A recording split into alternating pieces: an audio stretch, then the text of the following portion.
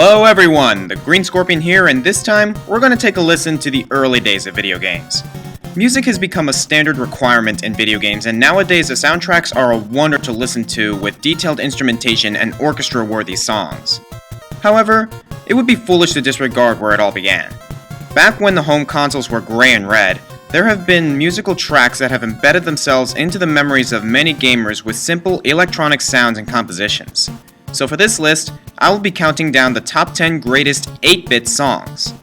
For a song to qualify, it can come from either the NES or original Game Boy Color, as they both used 8-bit tracks. And the only other rule is one per franchise. Alright, let's get started.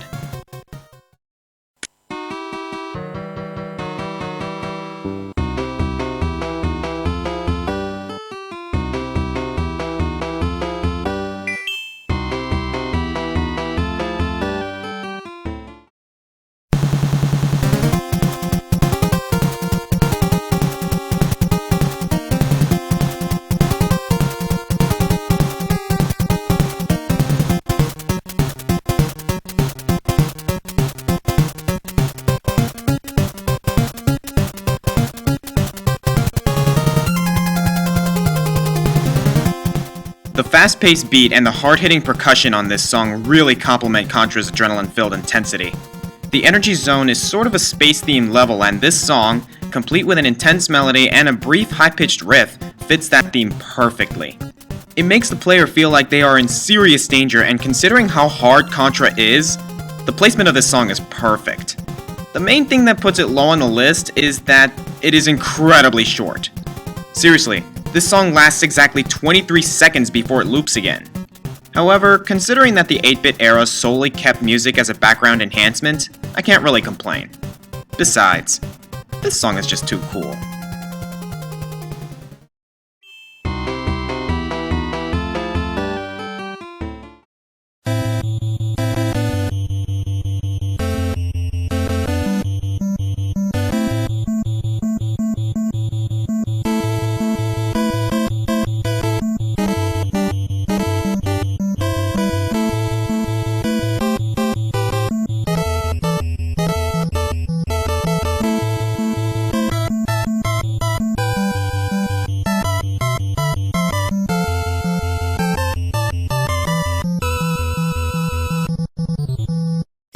This song has been remixed so many times, not just by fans, but also by Nintendo. The original Punch-Out theme set a decent standard for music during the 8-bit era, incorporating a detailed bass line as well as the use of grace notes. Also, the melody really complements the feel of duking it out in the boxing ring, and it also led to the remix in Punch-Out Wii that sounds like it belongs in the movie Rocky. This song is also interesting because it doesn't use a percussion line, yet it still has a significant amount of detail. When you hear this song, you know that it's time to strap on the gloves and get in the ring.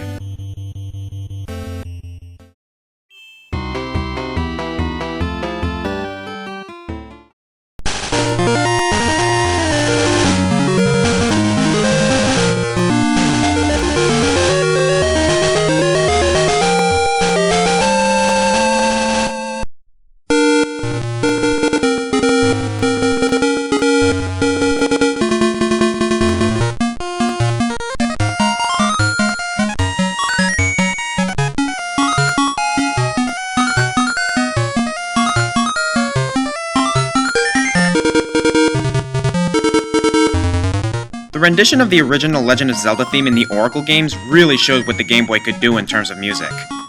The intro starts off with a triumphant fanfare, and the faster melody during the main chorus make this song very catchy. This song also scores points because of its secondary treble line. The high-pitched melody that follows the main melody of the song really adds some nice detail. The bass line also serves a double purpose, acting as both a bass line to add detail and a percussion line to keep the pace of the song going. I know a lot of people prefer the original, most likely because of sentimental reasons, but in terms of quality, this song reigns supreme.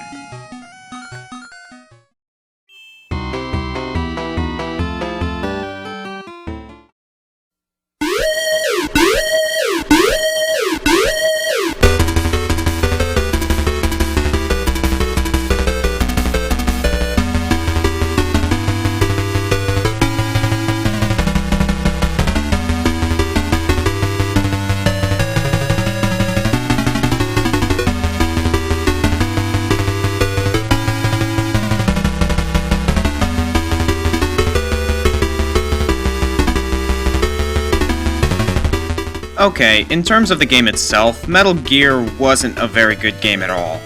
However, it certainly delivered with its music. Red Alert really lets the player know that they are in serious danger and they need to book it. The rapid melody at the beginning gives off a feel of panic and urgency, but then it transitions into a smoother melody that gives off a courageous feel yet keeps the song's serious impact going. The bass line, much like the Punch-Out theme, serves as a melodic detail as well as a percussive pacekeeper. Also, for a song used as an alert signal, it's longer than I expected. The Metal Gear Solid games that we love today have alert music that gives players a sense of urgency, but it all ultimately started with Red Alert, and it now takes the number 7 spot on my list.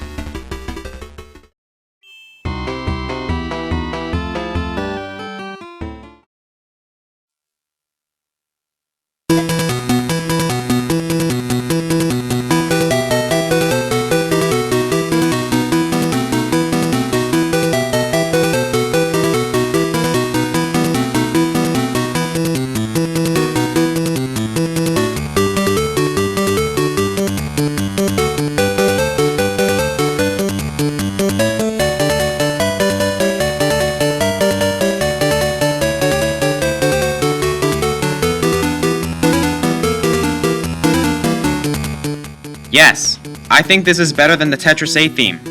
Don't get me wrong, the Tetris A theme is obviously more iconic and memorable, but in terms of quality, the Tetris B theme is superior for several reasons. This theme's treble line is much more detailed and interesting, with a melody that sounds like it came from Central America. Seriously, I could dance to that melody. As for the bass line, it keeps the song's pace going with a suppressed melody that also serves as a percussion line. This song, though not as memorable as the Tetris A theme, has a lot going on and the details come together to create a very well written song. Some people say less is more, but that's not the case here.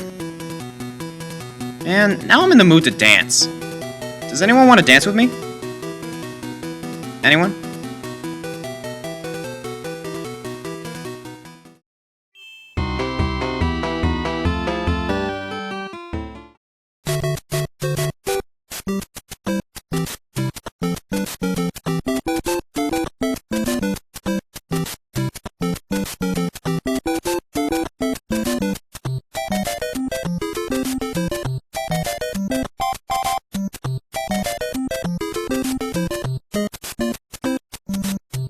Alright, you guys knew this was coming. What can I say about this song that hasn't already been said? The original Super Mario Bros. Main theme is arguably the most famous song in video game history and has seen more remixes than James Rolfe has seen bad games. The melody of this song is catchy and surprisingly complex. The same goes for the bass line, which serves to provide detail and beat. When I learned this song on the piano, I was really surprised when I found that it followed the C scale, yet black notes were all over the place. I will say that, while this song holds a special place in my heart as a gamer, it isn't higher because the last 4 on this list really ramped it up in terms of quality and detail. Regardless, this song more than deserves to be on this list.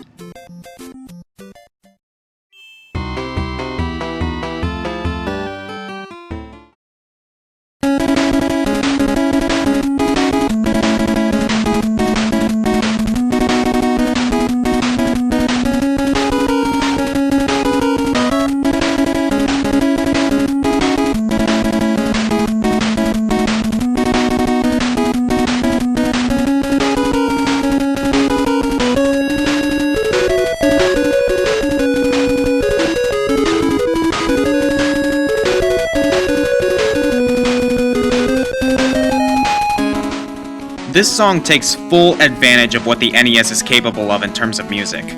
The level theme from Dr. Wily's Castle has so much detail that it has to be on this list. First of all, the main melody of this song screams Mega Man and it's just downright memorable.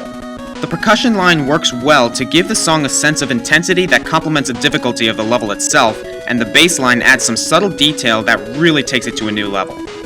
The feel of this song fits the mood of the game perfectly with its futuristic style and melody. There isn't much else I can say about this song other than it delivers with its quality. This is the first of 4 songs on this list that take everything that the NES can do and uses it to the fullest to create true 8-bit masterpieces.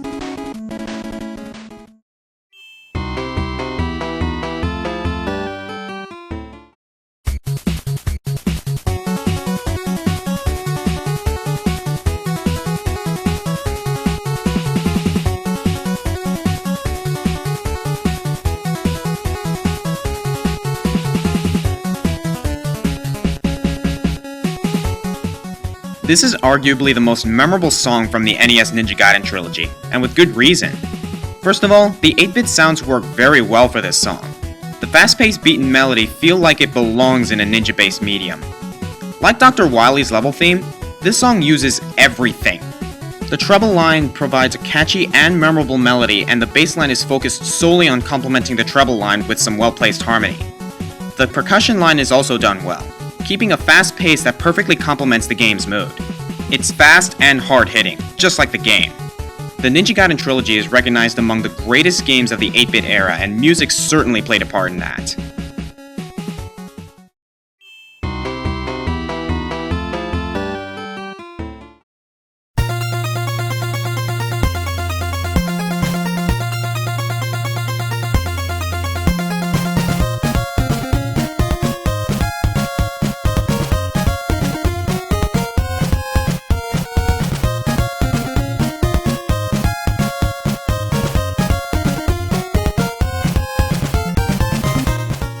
For an entry from Castlevania, I was honestly torn between Bloody Tears and Wicked Child. In the end, I went with this one. Bloody Tears is recognized as one of the best songs in the Castlevania series, if not the best. The song starts off with a sound that implies an organ playing and then goes into a melody that gives a sense of adventure.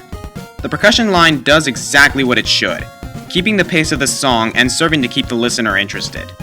The bass line replicates the sound of a string bass, which gives the song a sense of spookiness that perfectly fits with Castlevania's mood. This song was even remixed in Super Castlevania IV and is recognized as one of the best level themes in history. Truly an 8-bit masterpiece. Alright, let's do the old recap before we get to number 1. Number 10, the Energy Zone theme. Number 9, the Punch-Out theme. Number 8, the title theme from Oracle of Ages and Seasons. Number 7, Red Alert. Number 6, Tetris Theme B. Number 5, Super Mario Bros. Main theme. Number 4, Dr. Wily's Castle. Number 3, the Act 4-2 theme. Number 2, Bloody Tears.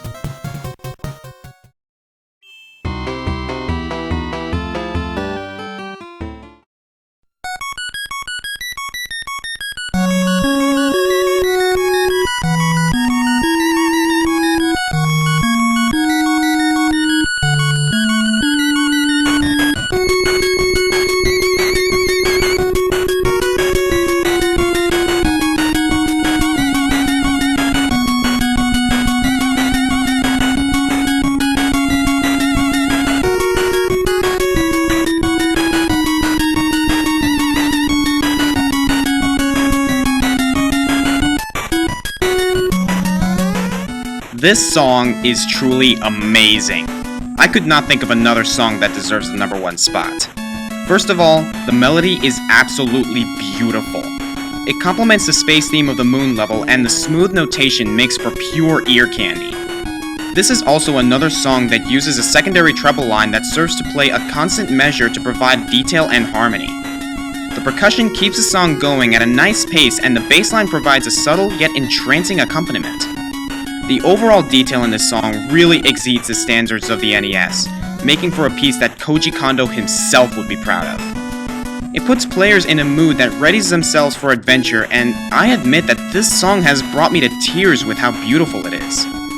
The Moon level theme is a masterpiece, and truly worthy of being named the number 1 greatest 8-bit song in gaming history. I'm the Green Scorpion, until next time!